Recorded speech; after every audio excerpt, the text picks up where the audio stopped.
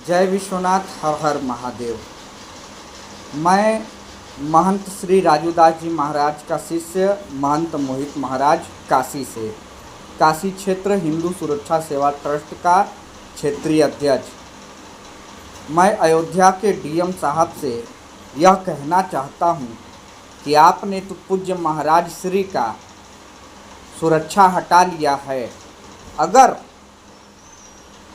महाराज श्री को कुछ हुआ तो अयोध्या प्रशासन, अयोध्या जिलाधिकारी इसके जिम्मेदार होंगे और करोड़ों करोड़ों हिंदू इसके लिए आंदोलन करने के लिए तैयार हैं। परम पूज्य महाराज राजूदास जी महाराज का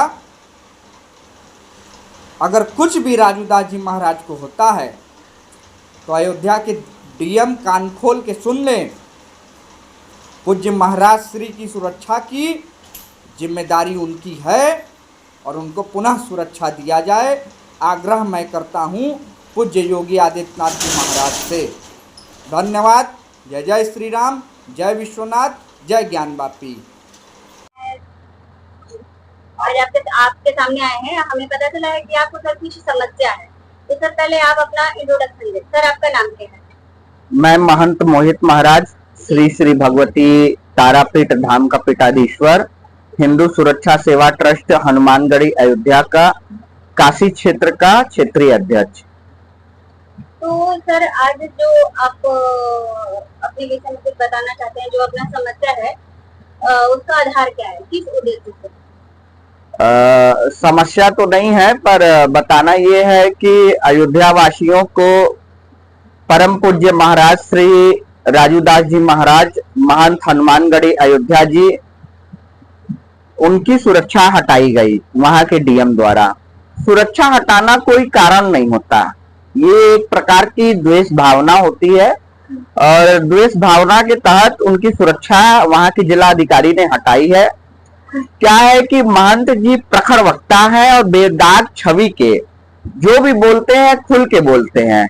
उन्होंने वहां के डीएम के ऊपर आरोप लगाया कि वहां के जिलाधिकारी जी ने जो वहां चुनाव हुआ है उसके निष्पक्षता और वहां के व्यवस्था में कुछ अड़चन आई है, इसलिए जिला अधिकारी के ऊपर आरोप लगाए थे महाराज श्री। तो जिलाधिकारी एक वहां के मंत्री थे, उन्हीं के सामने बहसा बहसी हो गई। तो उन्होंने जिलाधिकारी जी ने तत्काल महंत श्री जी का सुरक्षा हटा लिया। अब ये बताइए कि ये द्वेष भावना ही तो है कि जिलाधिकारी ने महंत श्री की सुरक्षा हटा ली। इतने दिन से आज अगर वर्तमान में महंत राजूदास जी महाराज को कुछ हो जाता है या उनके ऊपर अनहोनी हो जाए या कुछ भी उनके जान पे हमला हो जाए तो इसकी जिम्मेदारी अयोध्या प्रशासन लेगी कि वहां के जिला अधिकारी लेंगे। मेरा यही कोशिश है कि वहां के जिला अधिकारी को पुनः उनकी सुरक्षा बढ़ा देनी चाहिए और उत्तर प्रदेश सरकार से मांग करते हैं। मुख्यमंत्री योगी आदित्यनाथ जी के साथ उनकी बैठक भी हुई है और माननीय योगी आदित्यनाथ जी महाराज जी से भी मांग करते हैं कि वायु श्रेणी की। महाराज जी क्या बोले हैं? महाराज जी उनसे अयोध्या के विषय में, अयोध्या के विस्तार पे, चुनाव पे चर्चा हुई है, बातचीत हुई है और कुछ विशेष बात हुई है जो मीडिया में नहीं बताया जा सकता। क्यों सर, क्यों मीडिया को नहीं बताया जा सकता है? एक मुख्यमंत्री और एक महंत के बीच में जो बात हुई है, वहां की जन समस्याओं को लेके बात हुई है और वहां के विकास को लेके बात हुई है और वहां के राजनीति को और वहां के जो चुनाव हुए हैं इसको लेके बात हुई है और कोई ऐसी कोई बात है नहीं कि जो बताने लायक है। सर एक प्रश्न पूछना चाहते हैं, जैसे कि आपके महाराज जी ने आरोप लगाया वहाँ के डीएम पे, तो कौन सा आरोप उन्होंने लगाया जिसके कारण से आपको डर है कि उनके ऊपर कोई परेशानी हो सकती है और सुरक्षा देना चाहिए? निष्पक्ष चुनाव नहीं हुआ है। निष्पक्ष चुनाव नहीं हुआ है। चुनाव में कई लोगों का नाम था, कई लोगों का नाम नहीं था। वहाँ के बीएलओ का, वहाँ के महाराज जी ने बोला कि अभी कुछ दिन पहले आप महाराज जी का इंटरव्यू देखेंगे तो उसमें वो बोले हैं कि ज्यादातर मामले जो 34 जगह हम लोग भारतीय जनता पार्टी हारी है या सीट कम लाई है, बहुत कम अंतर से हारी है, वहां पे जो है कि वहां की डीएम और बीएलओ इन लोग की कहीं ना कहीं मिली भगत है या कुछ गलतियां हैं जो इन लोग ध्यान नहीं दे रहे हैं। जो आप महाराज जी के लिए सुरक्षा मांग रहे थे, तो क्या पहले उनके ऊपर सुरक्षा था क्या सर? बिल्कुल बिल्कुल बिल्कुल, परम पूज्य महाराज श्री को सुरक्षा प्रदान था और उनके सुरक्षा में 2 गनर हमेशा रहते थे, क्योंकि महाराज जी हिंदुत्व के प्रखर वक्ता हैं और हनुमानगढ़ी अयोध्या भारत के सबसे बड़े हनुमान शक्तिपीठ पे हनुमानगढ़ी अयोध्या के महंत हैं और बहुत हिंदुत्व के फायर ब्रांड नेता के तौर पे उनकी जान पहचान है। उनसे कई बार ओवैसी से और कई मुस्लिम धर्म गुरु से भी इस डिबेट पे बहसा बहसी हो चुकी है और कई मामलों को देखते हुए उनको सुरक्षा चाहिए, उनको देनी चाहिए।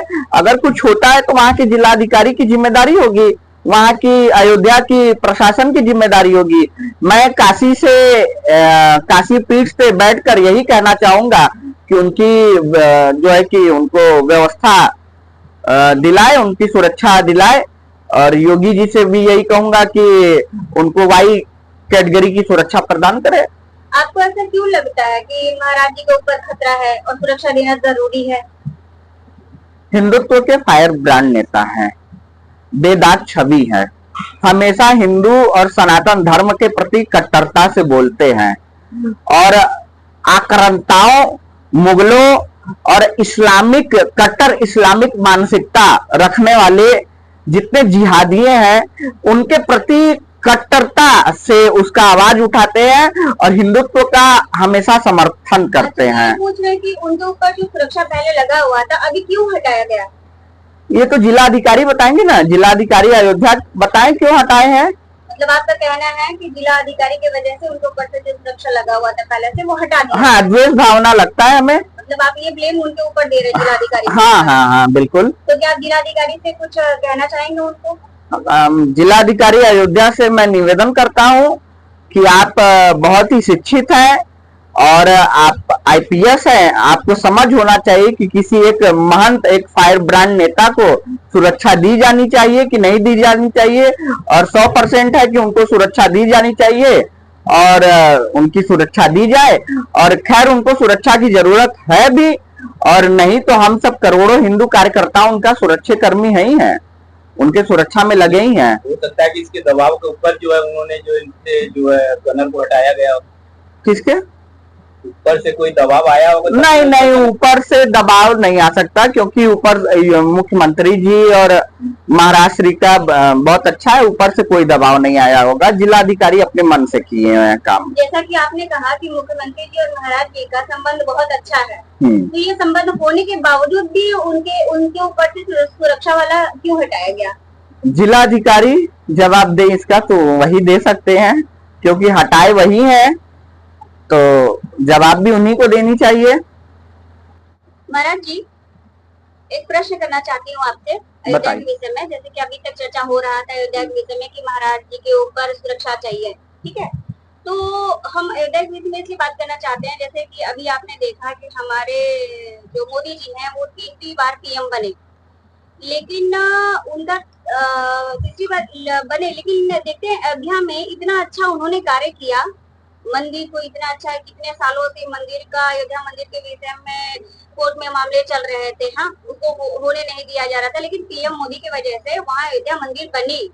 उन्होंने अयोध्या को देखने लायक एक सही तरीके से कहा जाए तो पर्यटन वाला हो गया। जैसे आज अपने काशी का रंग रूप बदल गया, पहले काशी भी देखने लायक नहीं था, काशी नाम केवल था कि काशी, लेकिन आज काशी हुआ कि लगता है कि नहीं आज काशी। वैसे अयोध्या का भी हुआ, अयोध्या मंदिर बनने के बाद आपने देखा कि देश विदेश बहुत लोग वहां पे गए, दर्शन किए, ठीक है, तो इतना अच्छा काम करने के बावजूद भी मोदी जी को वोट कम क्यों मिला? देखिए, वहां पे तुष्टीकरण की राजनीति हुई है जी। और वहां पे कुछ अपने भाजपा कार्यकर्ता जो वोटर थे वो नाराज भी रहे संगठन के कार्यशैली पर, और तुष्टीकरण में मुस्लिम और वहां पे पाशी और कुछ अन्य जात आते हैं यादव, वो एक तरफा समाजवादी पार्टी इंडी गठबंधन को वोट किए हैं, जिसके वजह से वहां पे बहुत कम अंतर से भाजपा हारी है। अच्छा, एक प्रश्न आपसे ये पूछना चाहते हैं, जैसे कि रामलला का नाम हर बातों में आता है, सनातन धर्म हर एक जगह मुद्दे बनाया जाता है, राम का नाम लिया जाता है, तो राम का नाम लेने से कोई राम नहीं हो जाता, राम का कार्य करने से ही राम होता है, ठीक है। तो आपको लगता है कि राम का कार्य जनता कर रहा है या हमारे बीजेपी या कार्यकर्ता वो राम के कार्यों को कर रहे हैं? भारतीय जनता पार्टी 2014 में सरकार बनाई, तब से आज तक राम के कार्य हो रहे हैं। राम राज्य की जो हम लोग परिकल्पना करते हैं वो दिख रही है हमें, और राम राज्य की परिकल्पना दिखाई दे रही है, और सब धारा 370, आर्टिकल 370 और मुस्लिम महिलाओं के लिए जो एक्ट था, वो कई चीज आप देखेंगे, जैसे जन धन खाता योजना, तो राम के लिए काम हुआ है और हो रहा है, और राम राज्य की जो हम लोग ने एक सपना देखी थी वो साकार हो रहे हैं। और कुछ चीज है, जैसे देखिए भाजपा को चुनाव हारने का मेन कारण क्या है, मैं आज आपको खोल के बता दे रहा हूँ। इन्होंने बोला कि 400 पार, 400 पार, 400 पार, 400 पार। विपक्ष वालों ने एक मैसेज डाल दिया कि संविधान संशोधन होगा अगर 400 पार हुआ तो। अब 400 पार संशोधन होगा संविधान, तो आप भारत के गांव में चले जाएंगे और दलित, वंचित, शोषित, पीड़ित समाज में चले जाएंगे, तो वो एक अशिक्षित परिवार है। विपक्ष वाले क्या किए, सपा इंडी गठबंधन वाले, इन लोग का ब्रेन वॉश कर दिए कि 400 पार अगर मोदी हुए तो संविधान संशोधन होगा, बाबा साहब भीमराव अम्बेडकर की बनाई हुई संविधान बदल दी जाएगी। ये गलत बात बिता के एक तरफा जो है कि ये जो 400 पार का नारा था, ये नारा भी गलत रहा, और कार्यकर्ताओं की जो नाराजगी रही वो कई चीज से भाजपा को हार का सामना करना पड़ा। एक प्रश्न सर, और जैसे राम का नाम लिया जा रहा है, तो आप हमें बताएं कि राम राज्य में, आज की बात नहीं कर रहे, राम राज्य में क्या उनकी जनता परेशान थी जैसे आज भाजपा सरकार में जनता परेशान है? काशी के रहने वाले या अयोध्या के रहने वाले जो प्रॉपर वहीं के रहने वाले हैं, ठीक, जिनका जन्म स्थल है वहां पे, तो आखिर वो जनता क्यों परेशान है? देखिए, जनता तो उस समय भी परेशान थी, भगवान राम के समय भी। तभी तो माता सीता पे मिथ्या दोष लगाकर उनको जो है कि 14 वर्ष की आजीवन भेज दिया गया मिथ्या दोष लगाकर। तो उस समय भी जनता परेशान थी और जनता आज भी परेशान होती है। जनता किसी सरकार से कभी पूर्णतः रूप से संतुष्ट नहीं हो सकती, कुछ ना कुछ परेशानी, जैसे अभी नीट की पढ़ाई की आप देख रहे हैं, पेपर लीक, धांधली, तो ऐसा चलता रहता है, होता रहता है ये सब। और रही बात प्रसाद वाला, तो प्रसाद वाला मैं आपसे कर रही हूँ सर, एक बात सुनने में आया है कि हमारे काशी विश्वनाथ मंदिर के पास जो भी प्रसादें बिक रही है, जो भी दुकानें हैं, कहा जाता है कि काशी से उठाएं और अयोध्या में बेचें। क्यों सर, क्यों अयोध्या में क्या दुकानें नहीं खुल सकती? वहाँ का जनता क्या अपना प्रसाद नहीं ले सकता है? जरूरी है कि काशी से अयोध्या जाए, ऐसा सुनने को आया। इसके विषय में कुछ बताएंगे आप हमें? बात ये था कि जब अयोध्या सीट भाजपा हार गई तो पूरे देश भर के जनता में एक आक्रोश फैल गया। तो उस आक्रोश में जनता सोशल मीडिया के माध्यम से अयोध्या हैशटैग करके लिखने लगी कि काशी से और अन्य जहां जहां की जनता है वहां से घर से प्रसाद लेके जाएं, हनुमान लला को, राम लला को चढ़ाएं। अयोध्या से भी कोई भी सामान, कोई भी वस्तुएं, कोई भी फल, प्रसाद इत्यादि कोई भी सामग्री नहीं खरीदे।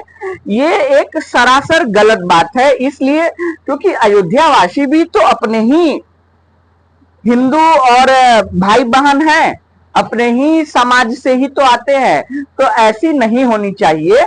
और रही बात काशी की दुकानदारों की, विश्वनाथ मंदिर के आसपास के दुकानदारों की, तो यहाँ पे हम जान रहे हैं प्रवासी ज्यादा बढ़े हैं, दूसरे प्रदेशों से आकर माला फूल की दुकान ज्यादा चलाते हैं। एक मिनट सर, हमारा काशी है, ठीक, आपके घर में, हम शहर की बात नहीं कर रहे, काशी की बात नहीं कर रहे, हम कह रहे हैं कि अगर आपके घर में कोई दूसरा व्यक्ति आकर के रहने लगेगा तो क्या आप रहने देंगे? नहीं। तो फिर हमारे काशी में कोई बाहरी प्रवासी क्यों आकर के रहने लगा और यहाँ पे आके अपना धंधा चालू किया? क्या हमारे काशी वासियों का हक नहीं है कि वो अपना खुद का यहाँ कार्य करें? यहाँ इस विषय पे यहाँ के युवाओं की सोच गलत है। वो बंधुआ मजदूरी के तरह कार्य करना चाहते हैं, वह स्वरोजगार काम नहीं करना चाहते हैं। वह विश्वनाथ मंदिर के पास माला, फूल, प्रसाद, कचौड़ी इत्यादि की दुकान नहीं खोलना चाहते हैं। यह सब काम काशी के युवाओं को छोटी लगती है और प्रवासी युवाओं को अच्छी लगती है। तो इसमें दो अंतर है। ये काशी के युवाओं को अपना माइंड बदलना होगा और स्वरोजगार के लिए आगे बढ़ना होगा। ठीक है सर, जैसा कि आपने कहा कि यहाँ के रहने वाले वो दुकानें नहीं लगाना चाहते, उससे उनको उनकी इमेज को खराब लगता है कि हम नहीं कर सकते हैं। ठीक है, ये आपका कहना है। हाँ, तो ठीक है सर, इस विषय में हम जनता से जरूर बात करेंगे। और अब हमें एक बात बताएं सर, एक बात बताइए कि आप हमारे चैनल के द्वारा कुछ कहना चाहेंगे? आपके चैनल के द्वारा यही कहना चाहेंगे कि अयोध्या हो या काशी हो, इन सब के प्रकरण में आपका चैनल बहुत ही अच्छे ढंग से कार्य करता है और सच को दिखाता है। इसलिए आपके चैनल की मैं प्रशंसा करता हूं। आपको बहुत बहुत धन्यवाद। जय सीताराम।